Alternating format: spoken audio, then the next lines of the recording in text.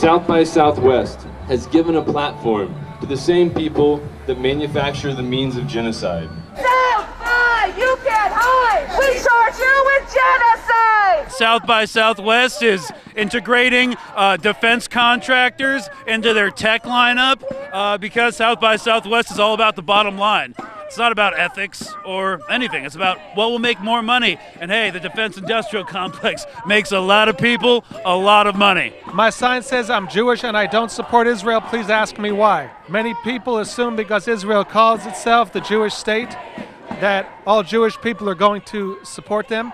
But as someone who believes in the principles of democracy and human rights, I do not support a state based on religious or ethnic discrimination. This message is especially important because over the past few months, more than 30,000 people have been killed by the Israeli military in Gaza, and there's many more dying of disease and starvation because Israel has deliberately made Gaza unlivable. This is a genocide. They're deliberately trying to kill as many people as possible.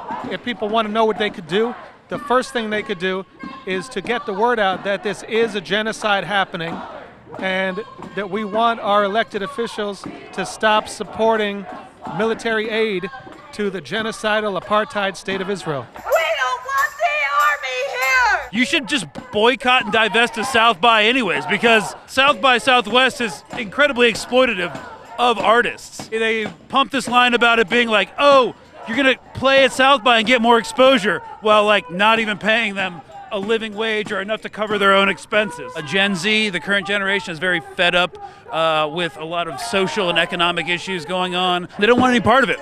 Genocides like this are only going to reinforce that.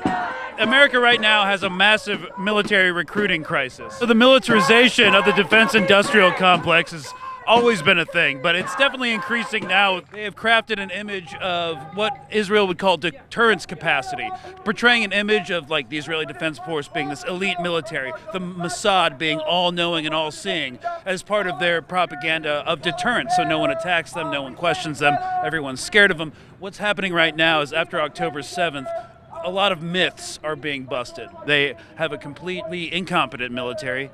They've had one intelligence failure after another, and they're using every mechanism they can to regain that. And so is the U.S. military. Artists really made South by Southwest what it is. But something changed in the last couple of years. Now, instead of being a haven for artists, we have the Department of Defense, CIA, Raytheon, and its subsidiaries trying to run the show. Boo! These institutions are directly responsible for the settler state of Israel's genocide against the Palestinian people. So what changed? Why are these people running the festival? We have to understand the economics of South by and know who really runs the show. Back in 2021, a 50% share was bought by a corporation named Penske Media. Yes, that's Penske as in Penske Automotive. Jay Penske, son of right-wing billionaire and Trump supporter Roger Penske, is the owner of Penske Media. Along with South by Southwest, they also own Rolling Stone, Variety, Art Forum, The Hollywood Reporter, Vox, the Golden Globes, the AMAs, and many others. Last year, Penske fired an editor and reporter, David Velasco, from Art Forum for signing onto a letter of artists demanding a ceasefire.